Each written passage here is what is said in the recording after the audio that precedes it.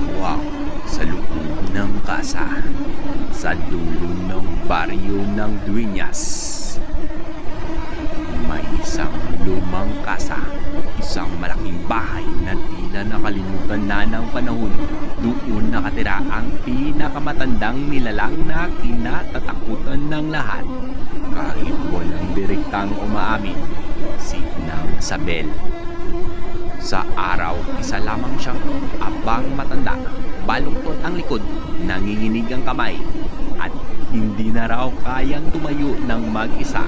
Palaging nakahiga sa kama, nakatitig sa kisame na parang binibilang ang mga hininga niyang paunti-unti na lang. Kaya nga may caregiver. Mga babaeng inupahan mula sa karatig bayan. Ngunit may kakaiba. Walang caregiver ang tumatagal ng higit sa 2 linggo. May nagsasabing bigla na lang umaalis sa gitna ng gabi. May iba namang nawawala na parang bula. Ang opisyal na dahilan, nag-resign. Pero bakit laging may bahid ng dugo sa sahig ng kasa tuwing umaga?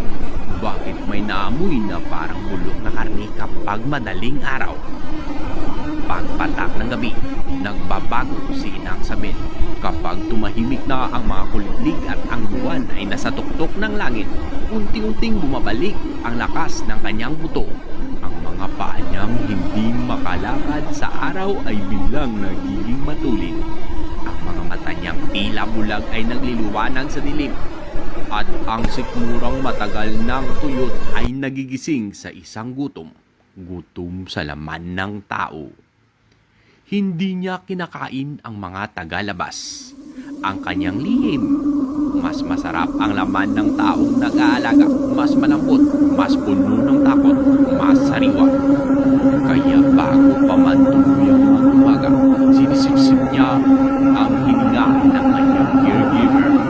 Iniiwan ang katawan nila na tuyo. Parang piniga na anino. Sa umaga, muli naman siyang mahina, muli namang biktima, at muli namang may bagong caregiver na darating. Walang kaalam-alam. Ngunit isang gabi, may dumating na hindi karaniwan. Isang caregiver na marunong tumingin sa dilim, at doon nagsimula ang huling lihim ng kasa. Na hindi lahat ng aswang ay walang katapat. At hindi lahat ng matatanda ay dapat kaawaan.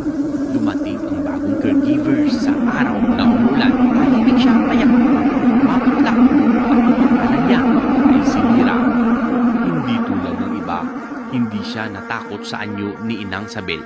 Ang matandang halos hindi makagalaw, nakalubog ang mga mata at amoy lupa ang hininga.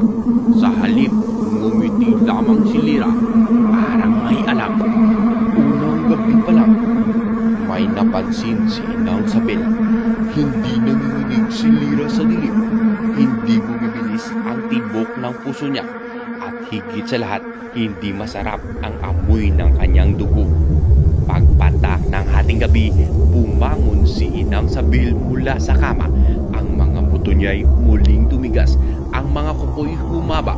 Ang bibig ay napuno ng ngiping handang punitin ang laman. Lumapit siya sa higaan ni Lira. Ngunit biglang nagsalita ang babae, hindi man lang iminulat ang mata. Gabi na ang lakad mo, Inang. Napahinto ang aswang. Matagal ka ng gutom, dugtong ni Lira. Mas matagal pa sa iniisip mo. Unti-unting lumingon si Lira at doon nakita ni Inang Isabel ang katotohanan.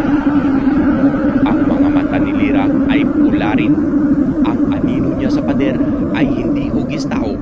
At ang ngiti niya ay mas matanda pa sa panahon. Ako ang huling caregiver na papasok sa kasa na to, bulong ni Lira. Dahil ako ang nauna sa iyo. Doon inamin ang lihim. Ang kasa ay hindi bahay, isa itong kulungan. Si Inang Isabel ay hindi ang pinakamatandang aswang. Siya ang pinakahuling nakakulong. At si Lira, siya ang tagapagbantay. Ang dahilan kung bakit sa araw ay mahina ang aswang. at sa gabi lang nakakagalaw. Isang sumpang pinapakain ng dugo ng mga caregiver. Ngunit pagod na si Lyra. Panahon na, sabi niya.